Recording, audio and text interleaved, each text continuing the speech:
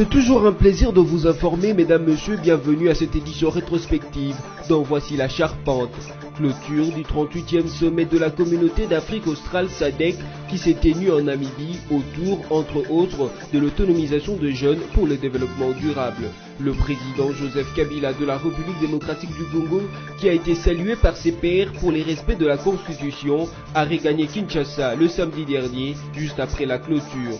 Et puis le patron de la police nationale congolaise de la ville de Kinshasa, le général Silvano Kasongo, a initié une opération d'évacuation de épaves des véhicules abandonnés le long de voies et acteurs publics de la capitale congolaise depuis le mercredi 22 août 2018.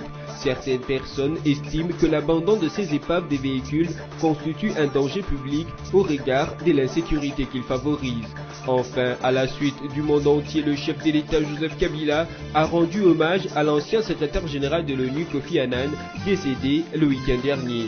Le numéro 1 des Congolais a salué la mémoire de celui qui a beaucoup contribué à la consolidation de la paix en République démocratique du Congo. Le 38e sommet de la communauté de développement d'Afrique australe SADC, qui s'est clôturé samedi 18 août à Windhoek en Namibie, aura incontestablement été dominé par la présence du président de la RDC, Joseph Kabila Kabange, et ses adieux à ses collègues. Et ceci à travers le communiqué final ayant sanctionné le sommet, le lui ont rendu en saluant sa décision de respecter la constitution de son pays du fait qu'il ne se représentera pas pour un nouveau mandat à la prochaine présidentielle.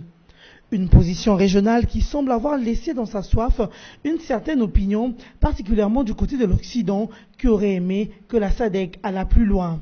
À cette soif, la Tanzanienne Tax Stergomena Lawrence, secrétaire exécutif de la SADC, s'est montrée claire et concise.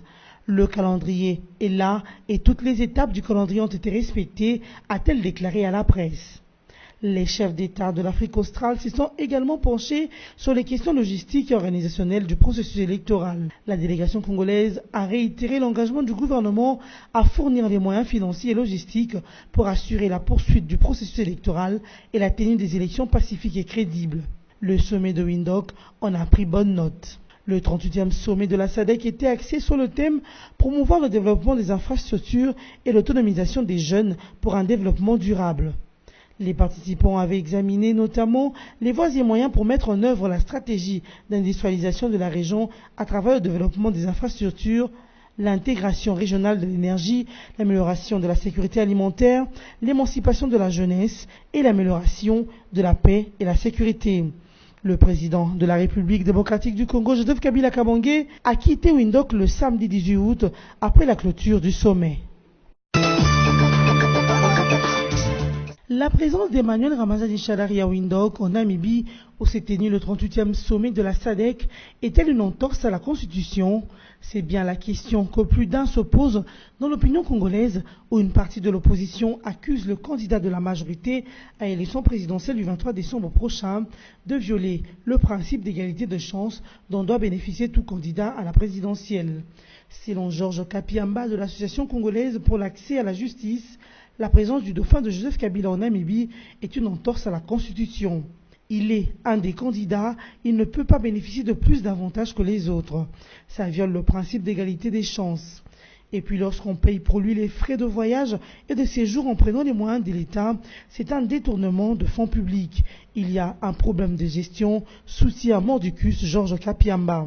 Du côté du gouvernement, l'on pense que la majorité n'a pas à se justifier ni à donner des détails sur le voyage de son candidat.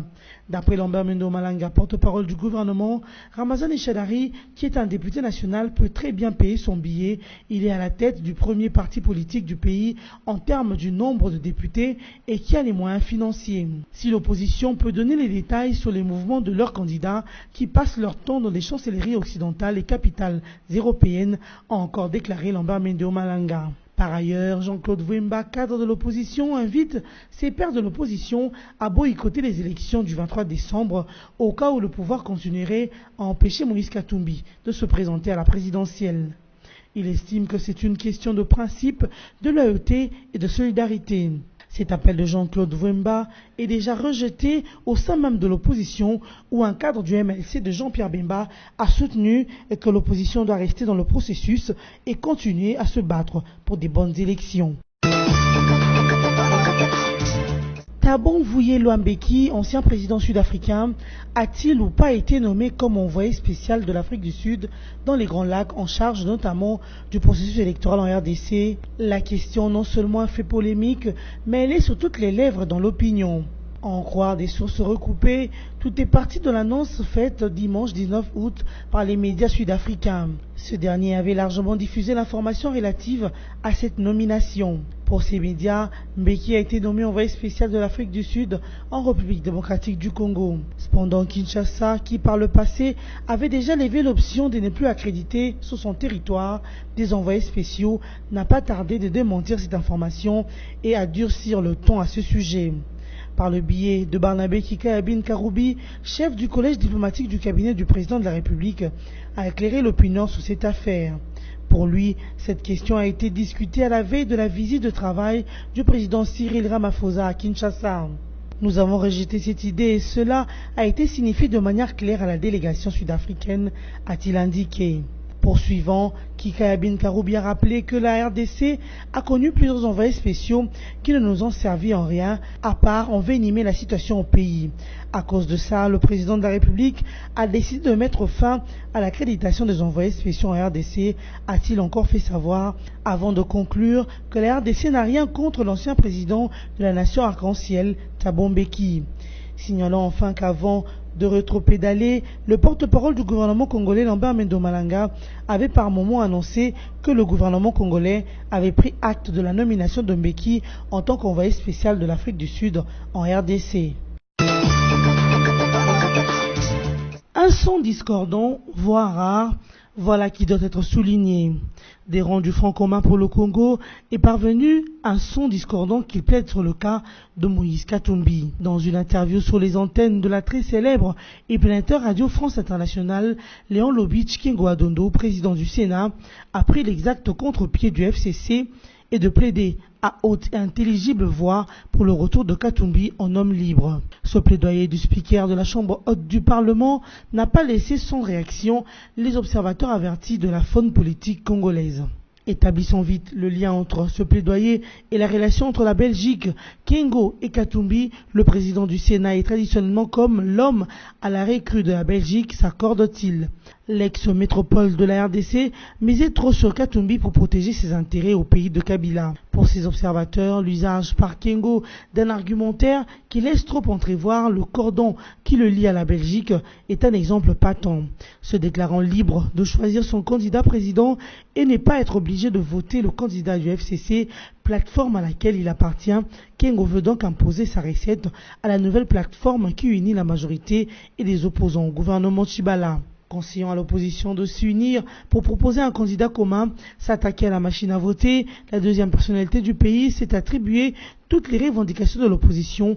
Voilà qui est une attitude contraire à la vision même du FCC, soutiennent encore ses observateurs. De quoi donner raison à Trifon Kinké Moulumba, un autre sociétaire du FCC qui s'est présenté en indépendant, affirmant ne pas faire confiance aux nouvelles personnalités qui ont adhéré au Front commun pour le Congo. Suivant le calendrier électoral, c'est ce vendredi 24 août que la CENI devrait publier la liste provisoire des candidats à la présidentielle et aux législatives nationales. Mais jusqu'à jeudi tard dans la soirée, les membres de la plénière de la centrale électorale n'ont pas épuisé les travaux qui s'y sont poursuivis jusqu'à ce vendredi. Jean-Baptiste Itipo, directeur de communication à la CENI, contacté par votre média, n'a pas confirmé le jour de la publication vu le volume du travail. Hier vers 23 heures passées, nous avons sorti une petite note pour dire que les délibérations se sont poursuivies hier jusqu'à 23h10. Mais compte tenu du nombre important de dossiers, 15 450 aux législatives nationales, les travaux vont se poursuivre jusqu'à l'épuisement des dossiers. Donc nous attendons, à ce stade, on ne peut pas vous dire que si c'est aujourd'hui, à quelle heure, on ne sait pas, ou ça ne sera pas aujourd'hui. On attend un peu que la plénière avance dans les délibérations, on sera peut-être vous fixer dans les après-midi. Donc c'est le nombre de candidats aux législatives nationales qui retarde un peu les travaux. Oui, parce que beaucoup de gens oublient. On est dans le traitement des dossiers à la fois de la présidentielle et puis des législatives nationales. présidentielle, c'est le pouvoir d'État. Il faut prendre tout le sérieux qu'il faut, notamment dans les provinciales aussi et dans les nationales. Mais le volume du travail est tel que ils n'ont pas pu finir hier. Et au regard des travaux en cours, y a-t-il des risques que les candidatures, notamment la présidentielle de Jean-Pierre Bemba et Félix Tshisekedi, soient invalidées? Non, je ne suis pas en mesure de le dire parce que je ne suis pas membre de la plénière et je ne sais pas à quel rythme les travaux se font là-bas. Le directeur de communication de la CENI a aussi exhorté la presse à toujours chercher les informations à la source, qui est dans ce cas précis la CENI, avant de relayer toute information sur les élections. Jean-Baptiste Itipo a fait allusion ici à la lettre de Michel Okonga sur le retrait de sa candidature à la présidentielle, alors que la centrale électorale n'a jamais réceptionné le dossier de Michel Okonga. Dans l'une de ses éditions de journal télévisé, BSC TV a fait mention du retrait dans la course à la présidentielle du 23 décembre 2018 du candidat Michel Okongo, président du parti politique Unité de Valeurs. Ces derniers, dans un communiqué largement diffusé dans les médias, a formulé plusieurs critiques à l'endroit de la centrale électorale de la RDC, parmi lesquelles le manque de lisibilité, de traçabilité et d'inclusivité dans le processus électoral en cours. Cependant, quelques heures après la sortie de Michel Okongo, la Commission électorale nationale indépendante n'a pas tardé à réagir et à apporter les éclaircissements à ses propos. Dans un communiqué signé par Jean-Pierre Kalamba, rapporteur de cet organe technique, la CENI indique haut et fort que Michel Okongo, président du parti Unité des Valeurs, ne figure nullement sur la liste de 25 candidats présidents de la République, comme il a laissé entendre dans les médias. Dans son communiqué, la CENI exprime sa désapprobation à l'égard de cet acteur politique qui prétend s'être retiré de la présidentielle, souligne-t-on, et d'ajouter qu'il s'agit là d'une stratégie mise en œuvre par ce Congolais dans le seul but de jeter un discrédit sur le processus électoral. La CENI affirme se réserver le droit d'en tirer toutes les conséquences juridiques contre son auteur. Félix Antoine Tshilombo Tshisekedi, président de l'Union pour la démocratie et le progrès social UDPS, aurait-il présenté de faux papiers dans son dossier à la CENI lors du dépôt de sa candidature à la présidentielle du 23 décembre prochain? En tout cas, c'est ce qui est largement diffusé depuis quelques jours dans les réseaux sociaux. Selon plusieurs publications lues sur la toile, l'information selon laquelle Fachi aurait présenté des faux diplômes à l'appui de sa candidature à la présidence de la République est largement commentée. D'aucuns soutiennent que le patron de l'UDPS, qui vise briguer la magistrature suprême, n'aurait jamais terminé ses études secondaires. Pour appuyer leur argumentaire, ils affirment clairement que l'Athénée royal du centre de Bruxelles, où il prétend avoir terminé ses études, n'existerait pas. Poursuivant, les mêmes sources enfoncent le clou en soutenant que même si cet Athénée avait existé, la Belgique ne délivre pas un parchemin qualifié de diplôme d'État, titre mentionné dans le curriculum vitae du candidat qui aspire à la haute charge de l'État, insiste-t-on encore. Avant d'affirmer que ce titre de diplôme est une trouvaille de l'État congolais datant de 1967 et que la Belgique n'a jamais adopté. Pour ce qui est de son diplôme de graduat, des zones d'ombre persistent également. Ceux qui lui contestent ce titre indiquent que la section qui y figure n'existait pas à l'époque où il aurait fréquenté l'ICC Bruxelles. Il s'agit ici des accusations extrêmement graves, mais jusqu'ici Fachi bénéficie de la présomption d'innocence et doit attendre que les autorités compétentes tirent au clair ces accusations afin d'apaiser le peuple congolais. Que Jean-Pierre Bemba ait déposé formellement sa candidature à la présidentielle du 23 décembre, cela n'est pas un fait du hasard. Dans une tribune parue dans plusieurs médias en RDC, des analystes non seulement évoquent un cas de jurisprudence auquel doit être dit le droit au regard de la condamnation du président du MLC pour infraction de subornation des témoins, mais ils affirment qu'il s'agit aussi d'une stratégie concoctée à l'aide des officines étrangères dans une logique de vouloir affaiblir la RDC. Pour ces analystes, l'objectif de ce schéma est de piéger le pays de Lumumba en plaçant à sa tête une personne immorale condamnée par la justice internationale qui tiendrait son pouvoir de la haute sphère de la finance internationale, soutiennent-ils. S'agissant de la violation ou non de l'éligibilité ou de l'inéligibilité de Jean-Pierre Bemba, les mêmes analystes indiquent que seule la justice élève une nation. L'État de droit, soutient-il, est une organisation que se donnent les nations afin que les institutions, le peuple, se soumettent aux règles de droit établies. Cette logique doit être observée par tous, sans exception aucune. Ainsi, si Joseph Kabila a respecté la Constitution à travers sa décision de se retirer de la tête du pays, tout Congolais doit se conformer à la loi. Sinon, il est insoutenable que l'État de droit soit mis à l'épreuve par la violation des règles établies par des institutions en présentant au peuple congolais un candidat président et a été condamné pour subornation des témoins, concluent ces analystes. Félix Kabange-Numbi salue la décision du chef de l'État, Joseph Kabila Kabange, de ne pas briguer le troisième mandat par respect de la Constitution. Le ministre en charge de l'aménagement du territoire l'a fait savoir à Lubumbashi, où il est arrivé le lundi 20 août pour sensibiliser la population sur le processus électoral et la victoire du candidat du Front commun pour le Congo, Emmanuel Ramazani Shadari. Ce avant de saluer le travail abattu par le gouverneur Célestin Pandeka Popo dans la capitale qui prit fer. La décision héroïque et légendaire du président de la République, comme vous le savez, il a dit, il a fait. Et il a pu respecter la constitution qu'il a lui-même promulguée. Et aujourd'hui, le FCC a un candidat qui s'appelle Ramazani Shadari. Le Katanga est d'accord avec le choix du chef. Le Katanga soutient le choix du président Kabila. Et le Katanga est engagé à faire gagner Ramazani Shadari le 23 décembre. Et nous avons félicité le gouverneur parce qu'il fait un travail de grand niveau. Il fait un travail appréciable, un travail qui mérite d'être félicité pour maintenir notre Katanga calme, rangé derrière le président Joseph Kabila Kabange. Félicitations à cette population qui est venue nombreuse pour écouter ce message et nous allons rester pendant la semaine pour parler avec nos frères. Le ministre de l'aménagement du territoire, Félix Kabange, n'est pas le seul à saluer la décision patriotique de Joseph Kabila. Avant lui, il y a eu la communauté internationale, l'Union africaine, la SADC, outre la classe politique congolaise et la société civile.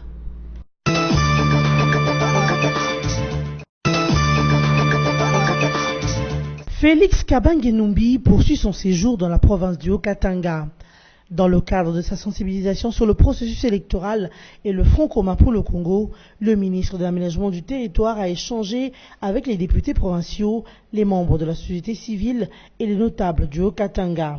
Il était question que nous puissions expliquer le contexte dans lequel le FCC est né, qu'est-ce qui s'est passé jusqu'à la désignation du candidat Ramazani Shadari qui a été choisi par le président de la République et par le FCC comme candidat au présidentiel de 2018 et nous avons également échangé sur comment nous devons nous mobiliser pour que ce choix du président Kabila puisse être le choix qui porte le plus grand nombre de succès. Le ministre Kabange a précisé cependant que certaines déclarations allant à l'encontre de la décision du chef de l'État sur le choix de Shadari n'engagent que ces individus et non l'espace katangais.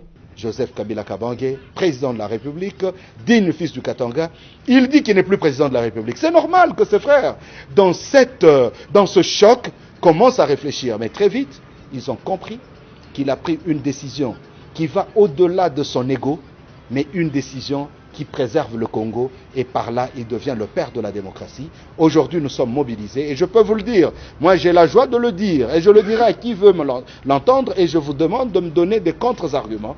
L'espace katangais est derrière son président Joseph Kabila Kabange et l'espace katangais va soutenir le choix de Joseph Kabila Kabange qui s'appelle Emmanuel Ramazani Shadari. Félix Kabange-Numbi a aussi salué en passant le patriotisme, l'abnégation et le sens de sacrifice qu'a le candidat du Front commun pour le Congo, Emmanuel Ramazani Shadari.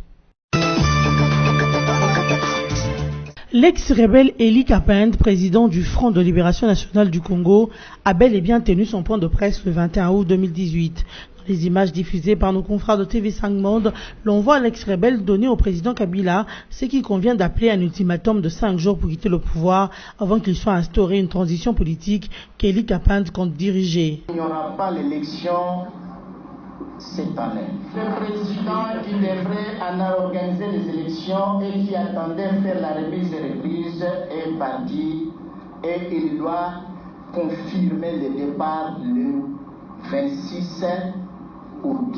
Une distraction de mauvais goût qu'aucun des Congolais ne peut suivre. Joseph Kabila Kabange a déjà tranché sur son avenir politique. Il ne briguera pas de troisième mandat. Il a respecté la Constitution comme il avait promis, d'où le choix d'un dauphin, Emmanuel Ramazani Shadari. Le gouvernement congolais a désormais mis le cap sur la date du 23 décembre 2018 à laquelle les élections auront lieu. La place n'est plus à la distraction ou encore à la poursuite de ceux qui ont toujours voulu le malheur du pays de Joseph Kabila. L'information selon laquelle Eli Kapin serait interpellé par la DEMIAP à Kinshasa est donc fausse. Le concerné a lui-même affirmé qu'il est bel et bien chez lui à la maison et qu'il n'a jamais été interpellé. C'est faux et archi faux. Ce qui est le théâtre là qu'on a mis bande filante sur RTV 50 ou Télé 50, ça n'engage uniquement avec quelqu'un qui a mis cela. Je ne considère pas que Télé 50 devient une chaîne de l'État pour donner la justice au peuple congolais ou bien pour menacer le peuple congolais. Je connais c'est une chaîne qui est des Congolais pour une personne qui est dans ses activités privées. Qu'il peut faire, qu'il peut laisser comme nom. Je considère très bien, je félicite encore que la télévision Télé 50 a augmenté encore les formations à la population qui n'ont pas bien suivi les mardis, les 21, sur mon bilan des activités que nous avons réalisées de la conférence nationale souveraine. S'il y a encore d'autres éléments, il peut venir encore que je lui donne, afin qu'il puisse encore augmenter cela. Et une chose que je peux encore augmenter là, c'est le conseil que je donne à celui qui a donné cette fausse information à Télé 50. Ce n'est pas vrai qu'il y a quelqu'un, les membres du FNLC, ou du Haut Conseil national, ou de l'OTAN, qu'on a interpellé par l'État. Aucun. Même quand il dit de moi-même, vous m'écoutez, je suis ici, je réside, ma maison, c'est à Jolie Cité. Je suis sur avenue numéro 1, avenue de l'Indépendance numéro 1. C'est là où j'habite, ma maison. Si vous venez à Mitendi, c'est le quartier. Toutefois, cette affaire rappelle celle d'un autre gourou, Némo Nansemi. Le gouvernement de la République démocratique du Congo devrait user de son pouvoir pour que cessent ces genres de déclarations à l'approche des élections. Le gouvernement national congolais a adopté le mercredi 22 août 9 mesures de riposte contre la 10e épidémie de la fièvre à virus Ebola qui sévit dans la partie orientale du pays. Selon le ministre de la Santé, Oli Ilunga, ces mesures portent notamment sur la surveillance épidémiologique, la surveillance de points d'entrée et des sorties vers les autres provinces et des pays voisins, la prévention des infections dans les lieux publics, la vaccination, la prise en charge psychosociale, l'installation des centres de traitement d'Ebola à Mangina, Goma et Beni, la gratuité des soins dans toutes les zones de santé affectées, ainsi que le remplacement de tous les matériels de l'hôpital de Mangina. Avec 34 morts, les bilans de l'épidémie d'Ebola s'élèvent graduellement depuis 18 jours dans toutes les parties de la République, fragilisées par l'insécurité et les déplacements intempestifs de la population. La direction générale de cette lutte recense 22 décès parmi les 63 cas confirmés par les tests des laboratoires et 27 décès probablement dus à l'épidémie en raison d'un lieu épidémiologique avec le virus. Le patron de la police nationale congolaise de la ville de Kinshasa, le général Silvano Kasongo, a initié une opération d'évacuation des épaves de véhicules abandonnés le long de voies et artères publiques de la capitale congolaise. Débutée hier mercredi 22 août, cette opération se réalise dans le cadre de la lutte contre l'insécurité et l'insalubrité qui sévissent dans la ville de Kinshasa. En initiateur soucieux de la réussite de cette opération, le général Silvano Kasongo est descendu en personne sur certaines rues pour se rendre compte de l'effectivité de l'opération. Certaines personnes estiment que l'abandon des épaves de véhicules sur le voie publique ternit l'image de la ville de Kinshasa et constitue un danger public au regard de l'insécurité qu'il favorise. Par ailleurs, le général Kasongo appelle la population à s'impliquer dans cette lutte. En contactant la police la plus proche, si un quartier a encore une avenue ayant de carcasses qui encombrent et rétrécissent la voirie. Il assure également la poursuite de l'opération jusqu'à débarrasser toute la route quinoise de ces épaves de véhicules. L'arrivée d'un lot de bus de la Société de transport du Congo Transco à Kinshasa d'ici le mois de décembre prochain. C'est le ministre de Transport et Voies de Communication, José Makila Soumanda, qui l'a annoncé depuis le lundi 20 août 2018. La compagnie d'autobus à Kinshasa devra atteindre le nombre de 2000 bus. Mais jusque-là, elle n'en dispose que 500 en service depuis 5 ans. Le reste de bus, on pourra les avoir d'ici la fin de l'année, a annoncé le ministre de Transport. José Makila a signalé toutefois que c'est l'organisation des élections qui prime surtout. Pour ainsi dire que c'est ce processus qui retardera l'achat de ce bus. En entendant l'acquisition de ce nouveau bus, Transco, pour rappel, a pris son élan depuis le 30 juin 2013 avec seulement 20 bus.